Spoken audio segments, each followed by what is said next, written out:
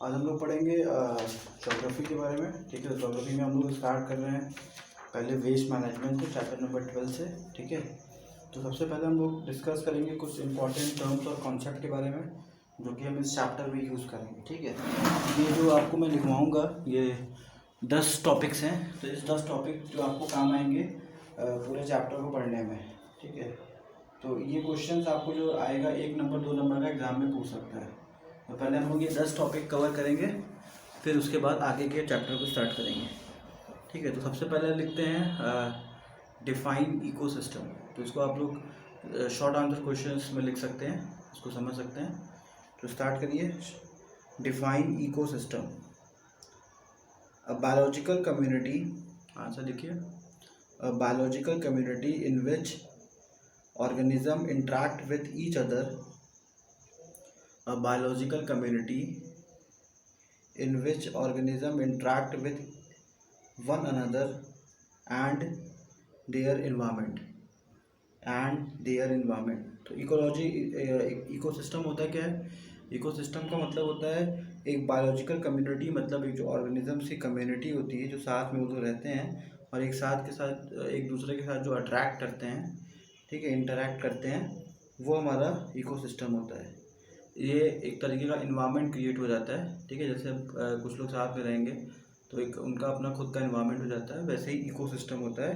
ये ऑर्गेनिज्म का एक इन्वायरमेंट होता है जहाँ पे ऑर्गेनिज्म रहते हैं और आपस में एक दूसरे से इंटरेक्ट करते हैं, इसको हम बोलते हैं इकोसिस्टम। उसके बाद नेक्स्ट आइए, लिखिए define industrial waste. Define industrial waste, answer है the discarded material from factories और industries. The discarded material from factories और इंडस्ट्रीज। तो 1 मार्क्स का क्वेश्चन है तो काफ़ी है इतना। ठीक है, तो इंडस्ट्रियल वेस्ट का मतलब क्या होता है? जो भी फैक्ट्री से, इंडस्ट्रीज से जो भी डिस्कार्डेड, मतलब जो उनके काम का नहीं होता, जो उनके लिए कबाड़ होता है, वो मटेरियल जो वो बाहर निकाल देते हैं उसको हम इंडस्ट्रियल वेस्ट कहते हैं। ठीक है, तो डिस्कार्डेड मटेरियल होता है जो उनके काम का नहीं होता। नेक्स्ट आते हैं define waste, anything not of any use and discarded carelessly.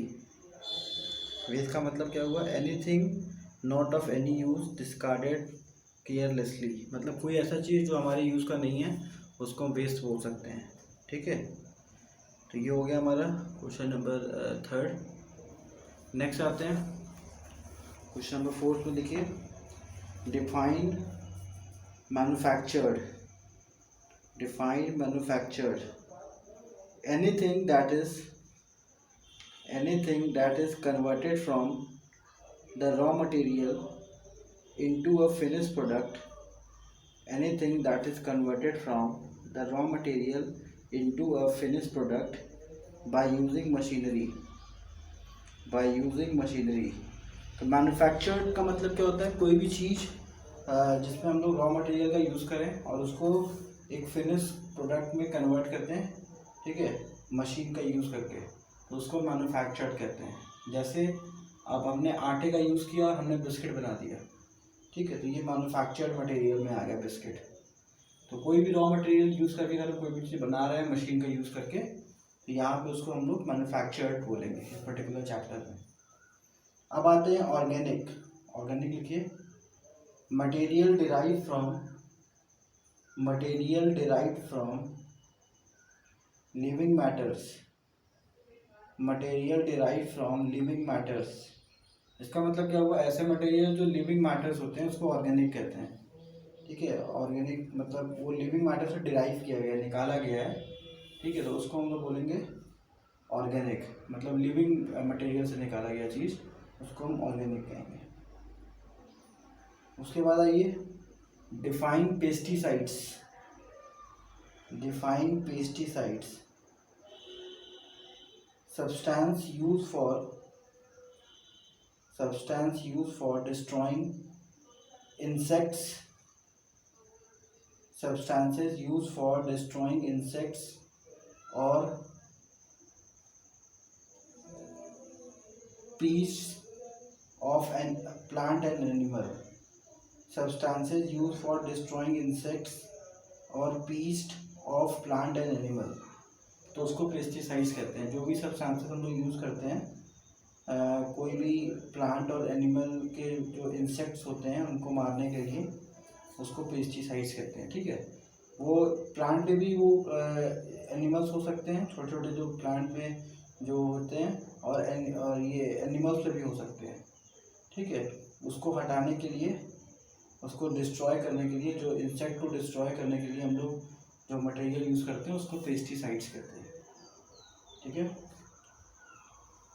अब नेक्स्ट लिखिए define residue. Define residue,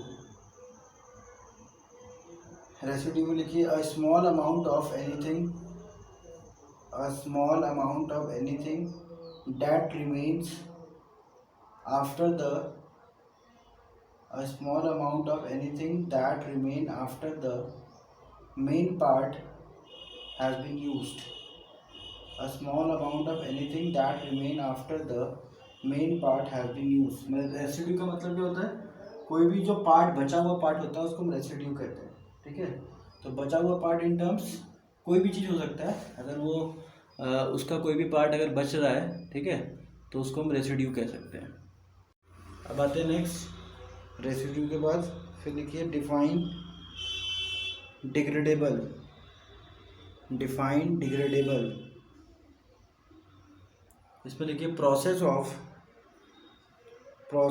breaking down, process of breaking down और deteriorate chemically, process of breaking down और डेटोरिएट केमिकली, इसको डिग्रेडेबल कहते हैं। कोई भी चीज़ केमिकली अपने आप वो ख़त्म हो जाए, ठीक है, जैसे पेड़ का पत्ता हुआ, वो टूट के गिरा, फिर धीरे धीरे अपने आप वो गायब हो गया, ठीक है, अपने आप वो ख़त्म हो गया, सूख गया, तो उसको हम लोग बोलते हैं डिग्रेडेबल। ठीक है, तो जो ऑटोमेटिक अपने आप केमिकली डिग्रेड हो जाए उसको हम लोग डिग्रेडेबल कहते हैं। नेक्स्ट लिखिए डिफाइन रिसाइकलिंग। रिसाइकलिंग क्या होता है? It is the using of waste material. It is the using of the waste material for making other articles for use. It is using of waste material for making other article for use. इसको बोलते हैं recycling. मतलब कोई भी product को जो हम फिर से यूज़ करते हैं तो उसको हम रिसाइकलिंग का नाम देते हैं। नेक्स्ट है define incineration. Define incineration, INCENERATI, incineration. It is a process in which the waste is burned under the controlled condition. It is a process in which waste is burned under the controlled condition। मतलब इसमें क्या होता है, ये एक ऐसा process होता है जहाँ पे जो वेस्ट होता है वो एनवायरनमेंट को नुकसान ना पहुँचाए, तो हम क्या करते हैं, उसको इस तरीके से बर्न करते हैं कि एनवायरनमेंट भी ख़राब ना हो और चीज़ें बर्न भी हो जाएं। तो ये मशीन के अंदर रख के, या फिर इसका एक फनल होता है, वो भी आपको आगे बताएंगे, तो उसमें रख के उसको बर्न करते हैं ताकि एनवायरनमेंट को कोई नुकसान ना पहुँचे। तो ये हो गए हमारे 10 क्वेश्चंस। ये शॉर्ट क्वेश्चन है, इसको लर्न कर लीजिएगा आप लोग, इम्पॉर्टेंट टर्म्स हैं, ठीक है। और उसके बाद तो हम लोग पूरा चैप्टर जो है वो तो पढ़ना ही है, ठीक है। पहले ये आप इसको तैयार कर लेंगे तो 1 मार्क्स में ऐसे क्वेश्चंस एग्जाम में पूछे जा चुके हैं, पूछते भी हैं, बोर्ड पॉइंट ऑफ व्यू से बहुत इंपॉर्टेंट क्वेश्चन है। तो हम लोग ऐसे ही थोड़ा थोड़ा करके पढ़ेंगे ताकि आपको दिक्कत भी ना हो, याद भी हो जाए। Thank you. जैसे कि हमारा चैप्टर अभी चल रहा था वेस्ट मैनेजमेंट, अब उसके सेकंड पॉइंट पे हम लोग आ रहे हैं। तो यहाँ पे चैप्टर का नाम ही वेस्ट मैनेजमेंट है। तो यहाँ पे हम लोग पढ़ेंगे source of waste. Source of waste का मतलब क्या होता है, कहाँ से वेस्ट आते हैं, ठीक है। तो इंडिविजुअल हमारे पास इस समय आप देखेंगे बोर्ड पे 7 पॉइंट लिखे हुए हैं। इन 7 पॉइंट के बारे में हम लोग इंडिविजुअल 3 to 4 मार्क्स में डिस्कस करेंगे। मान लीजिए एग्जाम में डोमेस्टिक वेस्ट अगर 3 to 4 मार्क्स में पूछा है तो कितना आपको लिखना है, इंडस्ट्रियल वेस्ट कितना पूछ लेता है तो कितना आपको लिखना है, ठीक है। ये पूरा आंसर मैं डिक्टेट करूँगा, उसको आप लिख लीजिए, फिर मैं आपको एक्सप्लेन कर दूँगा, ठीक है। तो इसके क्वेश्चन बना लीजिए। डिफाइंड डोमेस्टिक वेस्ट, या फिर explain domestic waste, write a short note on domestic waste, ऐसे लिखिए। आंसर लिखिए, a lot of waste material, a lot of waste material is generated through various activities at home. A lot of waste material is generated through various activities at home. Maximum waste is generated from the kitchen. The maximum waste is generated from the kitchen and includes vegetable and fruit peels. Include vegetable and fruit peels. A large amount of plastic, paper, cardboard are disposed of due to the growth in packaging.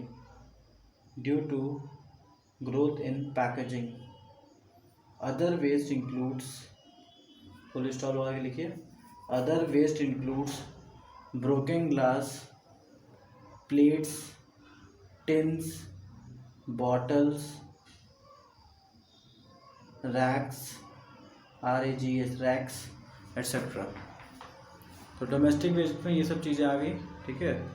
तो समझते हैं domestic waste का मतलब क्या होता है। Domestic waste का मतलब जो कूड़ा कबाड़ा हमारा निकलता है घर से, उसको हम डोमेस्टिक वेस्ट कहते हैं, ठीक है। तो घर में दो तरीके के वेस्ट आपको मिलेंगे, एक किचन से मिलेंगे और एक नॉर्मल वेस्ट मिलेंगे। तो किचन का जो वेस्ट है वो क्या क्या चीज़ें रहेंगी, फूड हो गया, वेजिटेबल के छिलके हो गए, मतलब फ्रूट्स के छिलके हो गए, ठीक है। तो ये सब चीज़ें आपको मिलेंगी, वेजिटेबल और फ्रूट्स के छिलके। और इसके अलावा और क्या मिल सकता है घर के वेस्ट में, जैसे प्लास्टिक हो गया, ठीक है। बहुत सारी चीज़ें प्लास्टिक में पैक होके आती हैं, पेपर्स हो गए, एल्युमिनियम फॉइल्स हो गए, कार्डबोर्ड हो गया। तो ये सब भी चीज़ें आपको मिल सकती हैं घर के वेस्ट में। और साथ ही साथ broken glass, plates, tin, bottles, racks मतलब बोरे, ठीक है। तो ये सब चीज़ें होती हैं जो हमारे घर में हमें वेस्ट के रूप में मिल जाती हैं।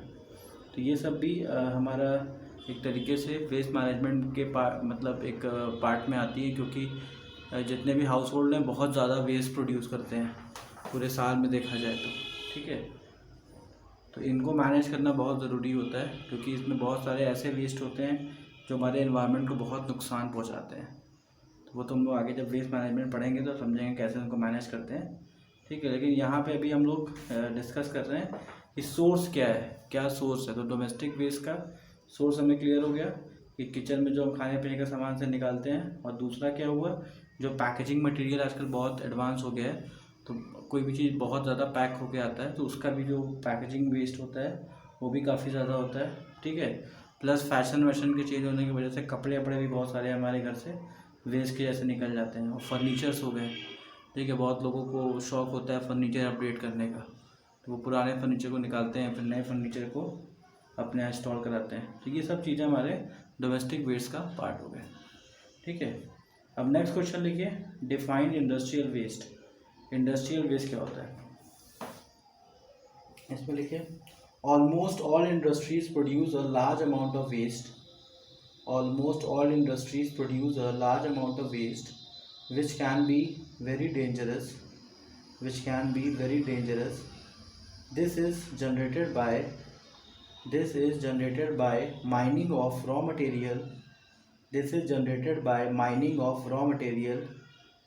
Required by industries.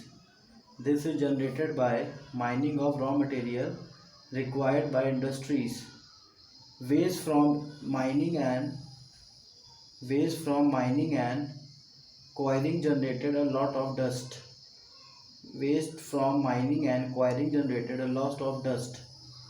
Waste material is also sometimes discarded after the construction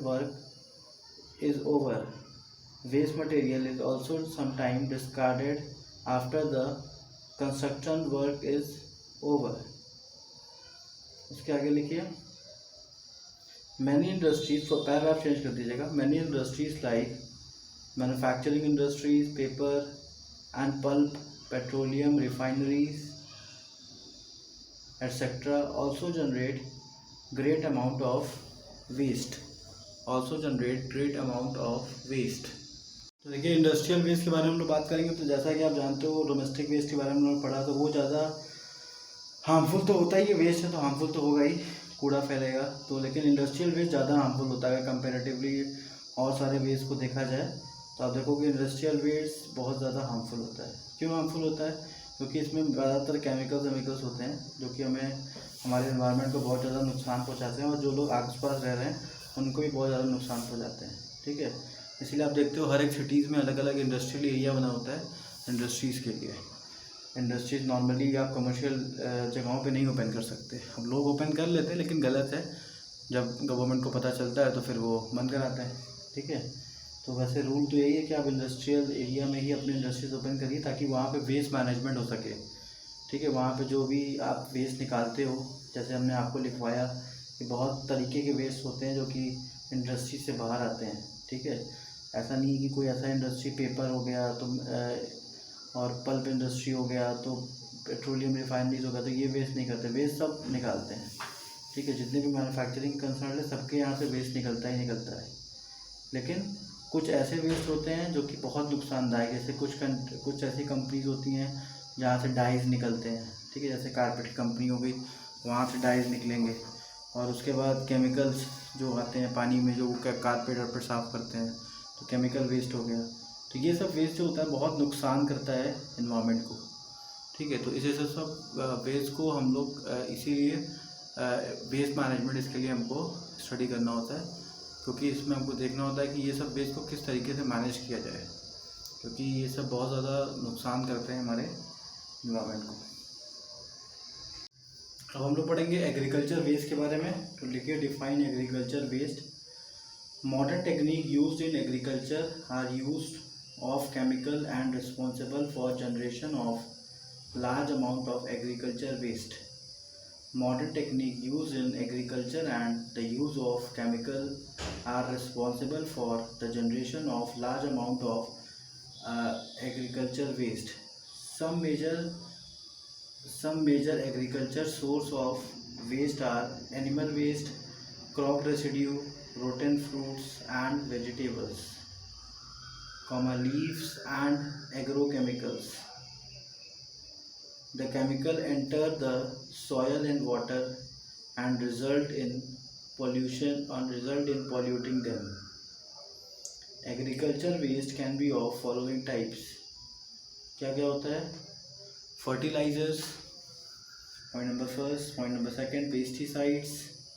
Point number C, animal waste. Point number D, crop residue. Point number E, sediments. तो देखिए ये जो आप लोग ने हम लोग ने ये लिखा, ये अलग अलग 5 वेस्ट के बारे में, तो इसके वेस्ट के बारे में हम डिटेल से अलग से पढ़ेंगे। ठीक है, तो पहले आप समझ लेते हैं एग्रीकल्चर वेस्ट क्या होता है। तो जैसे कि पहले के टाइम में एग्रीकल्चर जो हमारा था वो पूरा का पूरा बिना केमिकल के हुआ करता था, मतलब हम लोग कोई भी केमिकल वाली चीज़ें एग्रीकल्चर में यूज़ ही नहीं करते थे। लेकिन धीरे धीरे प्रोडक्शन बढ़ाने के लिए हम लोग ने केमिकल्स यूज़ करना शुरू कर दिया। तो अब सिचुएशन क्या है, प्रोडक्शन तो बढ़ गया, ठीक है, लेकिन काफ़ी वेस्ट सामने आता है जिसकी वजह से इन्वायरमेंट को बहुत नुकसान पहुंचता है। ठीक है, तो जैसे अब पहले हम लोग फर्टिलाइज़र, पेस्टिसाइड ये सब नहीं यूज़ किया करते थे, लेकिन अब हम लोग यूज़ करते हैं तो हमें तो कुछ फ़ायदा मिलता ही है, लेकिन साथ ही साथ इन्वायरमेंट को नुकसान भी पहुंचता है। ठीक है, तो उसके बारे में हम लोग डिटेल में पढ़ेंगे एग्रीकल्चर वेस्ट के अभी जो टाइप्स होते हैं उसके बारे में। तो ये हुआ एग्रीकल्चर वेस्ट, मतलब जो भी मॉडर्न टेक्निक की वजह से जो भी केमिकल हम यूज़ करते हैं, जो भी गंदगी, जो भी वेस्ट, जो भी आउटपुट निकलता है हमारा वेस्ट के रूप में, इसको हम एग्रीकल्चर वेस्ट कहते हैं। ठीक है, तो और एग्रीकल्चर वेस्ट में क्या क्या चीज़ें हम लोगों ने लिखा, जैसे एनिमल वेस्ट हो गया, ठीक है, क्रॉप रेसिड्यू जो बचा हुआ क्रॉप हो गया, रोटेन फूड जो फ्रूट्स सड़ जाते हैं, वेजिटेबल जो सड़ जाते हैं, वो सब हुआ। ठीक है, उसके बाद एग्रोकेमिकल वेस्ट, एग्रोकेमिकल वेस्ट मतलब फर्टिलाइजर्स हो गए, पेस्टिसाइड्स हो गए, तो ये सब एग्रोकेमिकल वेस्ट में आते हैं। तो ये हमारा हो गया एग्रीकल्चर वेस्ट। इसी में आप लोग अभी हम लोग आगे ये म्युनिसिपल वेस्ट अभी नहीं आएंगे, पहले पूरा एग्रीकल्चर वेस्ट को ख़त्म कर देंगे, फिर हम लोग म्युनिसिपल वेस्ट स्टार्ट करेंगे।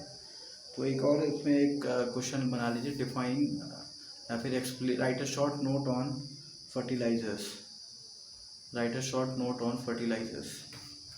इसमें लिखिए, increase in population has caused great demand for food production. Increase in population has caused great demand for food production, therefore the farmer grow more than 2 or 3 crop,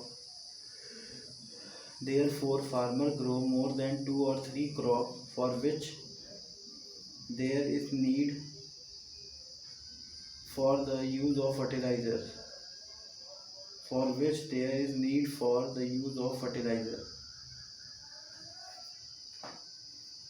These improve productivity of soil.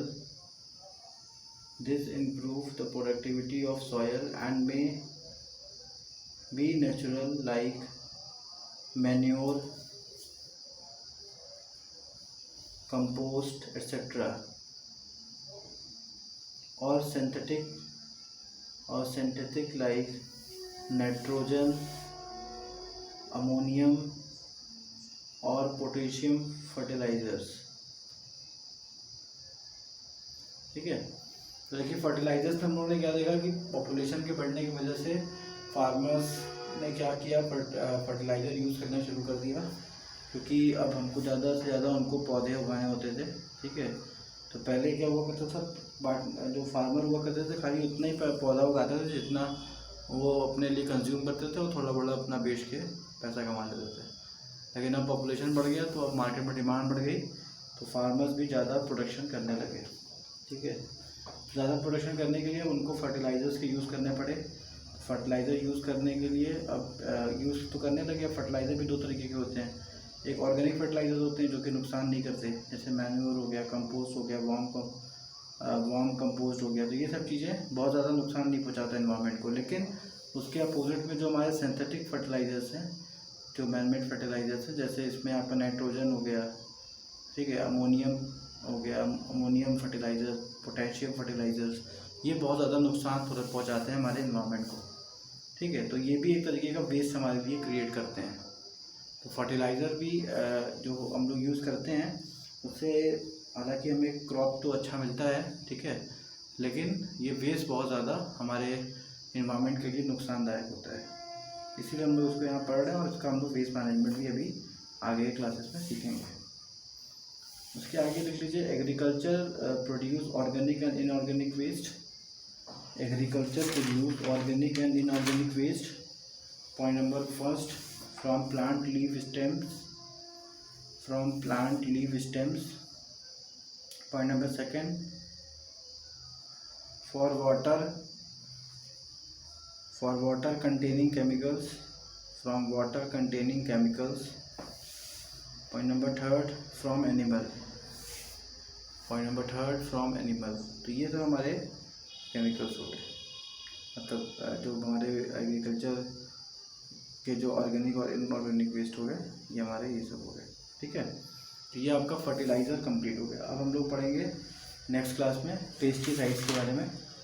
Pesticides क्या क्या होता है और वो किस तरीके से हमारे इन्वायरमेंट को और नुकसान पहुंचाता है और किस तरीके से उसको मैनेज करने की ज़रूरत होती है।